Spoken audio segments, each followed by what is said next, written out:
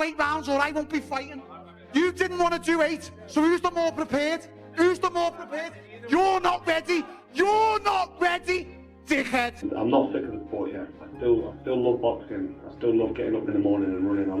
I love watching my body change over the 3 months of training camp. Darren Till explodes at Carl Froch in the opening press conference, unleashing a chilling storm of threats that ripple across the room and freeze the crowd. His voice is sharp, reckless, and calculated to rattle Froch long before a punch is thrown. Till makes it brutally clear he's attacking from every direction, wielding menace and wild confidence to claim control and ignite a dangerous high-stakes collision waiting to erupt any second. Shit out, and you're a closet child yet. Didn't want to shake my hand. He's a shit house, he didn't want to shake my hand. You're a shit house. Tried to do the pulling game, so you don't want to shake hands like men. You're a muppet. He's going to do it again. He's going to pull him again if you let him shake. No.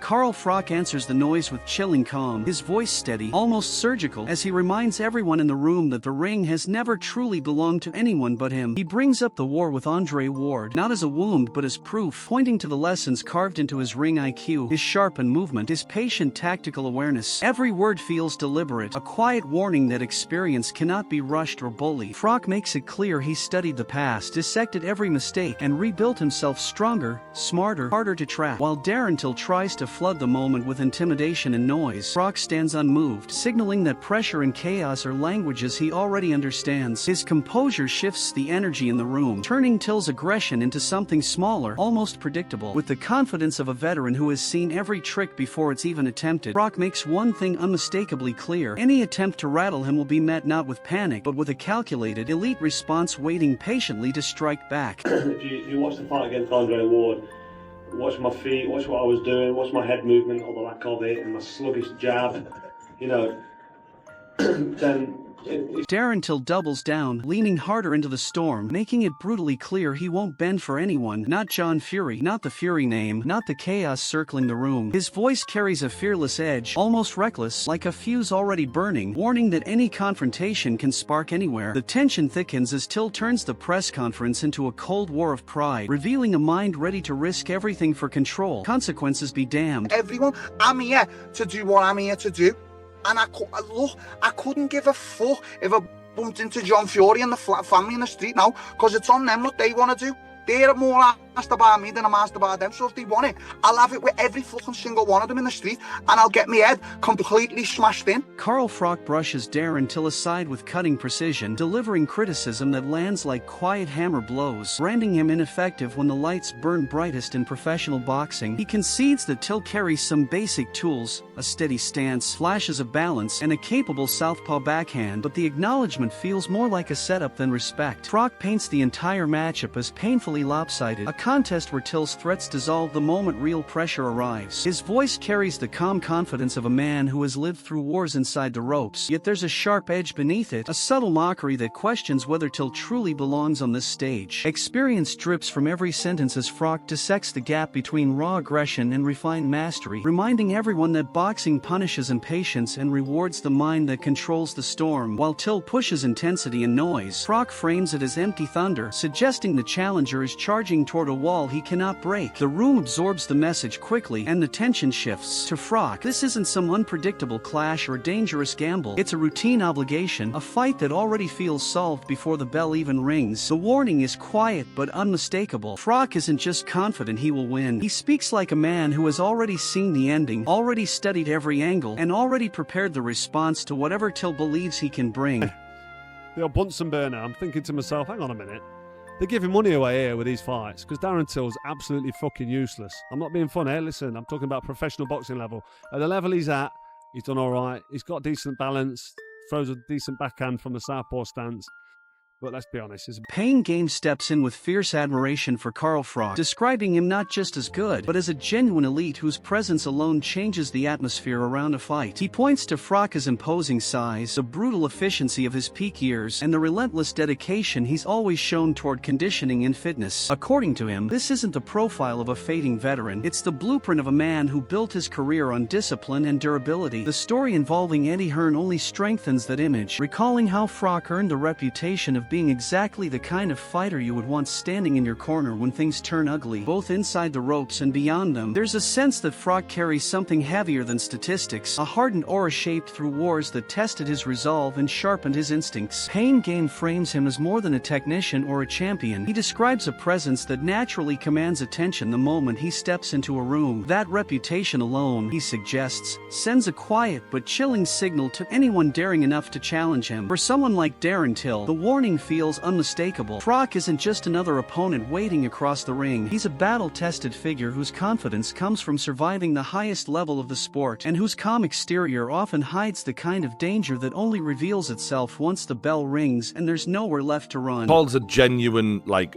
world champion level fighter, and he's actually bigger than you'd think, right, when you meet him. He's a lot younger than John, and his peak was outrageously good, right? And he's kept himself in shape. And even now, I remember having a chat with Eddie Hearn, like, about, like, you know, what fighter you've met is, like, the toughest fighter. And he said to me, like, if I'm ever in a bit of bother, the man I want standing next to me at a pub or whatever is called fucking... Johnny Nelson dissects the mental battlefield surrounding the Till versus Froch scenario, revealing the cold calculation behind Froch's quiet confidence. He explains that while the public hunger for this clash keeps growing louder, Froch isn't the kind of man who rushes into chaos just because the crowd demands it. According to Nelson, Froch's ego, his legacy, and the financial stakes hovering over a fight like this all shape the way he moves, forcing every decision through a careful filter before action ever happens. The warning beneath Nelson's analysis is clear. Froch isn't simply powerful, he's deliberate. Nelson stresses that the former champion still carries the skill, the precision, and the heavy power capable of overwhelming an opponent if the moment ever truly arrives. But what makes the situation more dangerous is the patience behind it. Froch waits, studies, calculates, refusing to be dragged into reckless situations where others expect fireworks. For Darren Till, that restraint creates a different kind of pressure. Instead of the explosive confrontation he seems to welcome, he's forced into a slow psychological grind where every attempt to provoke a reaction meets an unshaken wall. Nelson paints the picture of a veteran who understands that real control isn't just about punches thrown inside the ropes, it's about controlling the pace of the entire narrative. And in that quiet chess match, Till may discover the hardest opponent to handle isn't Froch's fists, but the mind games that come long before the first bell ever rings. The main men of the zone saying, look, there is an appetite there. So now the conversation is, will Carl do it? Carl's saying, give me 6 weeks, I'll smash him. Carl won't do it. Carl doesn't need to do it. Carl's got mad money, as he says. And the thing is that I think will keep him out is ego.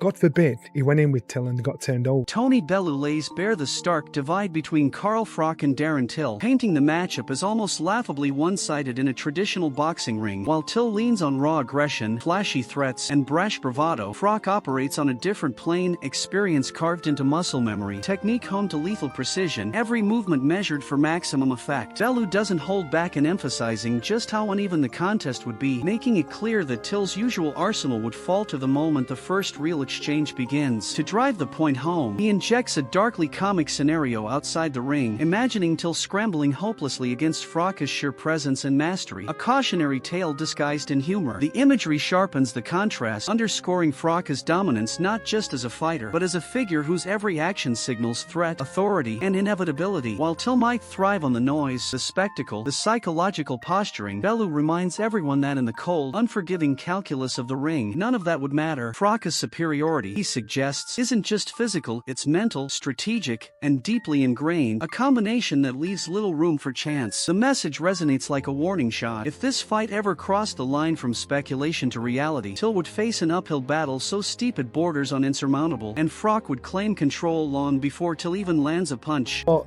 if Carl did do it, I think Carl would smash him. But I just don't think he will do it.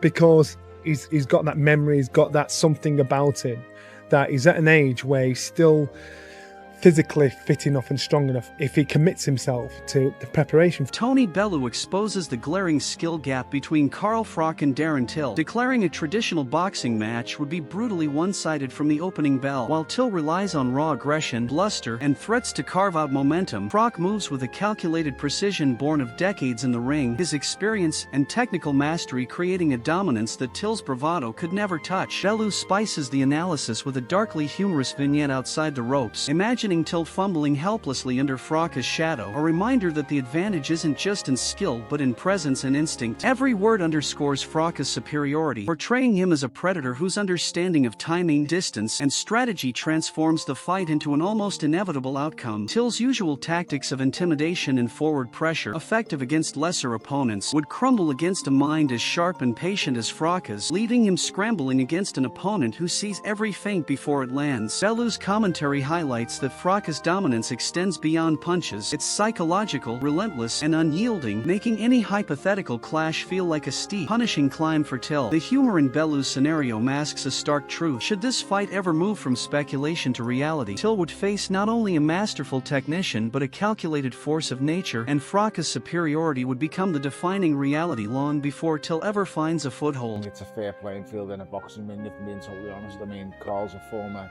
world champion. He is a unified champion. Froch was a force to be reckoned with. Yeah, so if it's in a boxing ring, I don't think that's very fair on Darren. But if it is, you know, if them two were to meet in a dark alley somewhere, I don't think Carl's coming out the same. Dominic Ingley offers a vivid, first-hand glimpse into Carl Froch, emphasizing not just his skill inside the ropes but the professionalism, relentless dedication, and respect he commands across the boxing world. Froch, Ingley notes, combines lethal in-ring ability with approachability and a deep, almost encyclopedic knowledge of the sport, earning admiration from peers and rivals alike. This perspective paints a fuller picture of the man Till would face, not merely a former champion but a battle-hardened veteran whose legacy alone casts a long shadow over any opponent daring enough to step toward him. Ingley's account highlights how Froch's presence carries weight beyond physical ability. It's a psychological edge, an aura of authority and experience that tests challengers long before the first bell sounds. Every story of Froch's preparation, discipline, and measured approach reinforces the idea that Till's challenge isn't just about landing punches, it's about confronting a mind and body sharpened by years at the pinnacle of the sport. The commentary subtly underscores the uphill nature of the fight. Till would be stepping into a ring dominated not only by technique and power but by a reputation and legacy that demand respect, focus, and caution. In Ingley's view, Froch's blend of mastery, intellect, and composure ensures that any clash with Till begins with the former champion already holding a decisive advantage, shaping the psychological battlefield before combat even begins. In 3 rounds, a brilliant knockout. We saw Carl Froch, you know, Carl's said a lot of stuff about Darren in recent months on his YouTube channel. Darren jumped out the ring and, you know, he's offered Carl out. You know, Carl sat back munching on his red apple. What did you make of that whole scenario? First of all, I went, Carl, what are you doing? What? Because I know he's been giving Till some stick.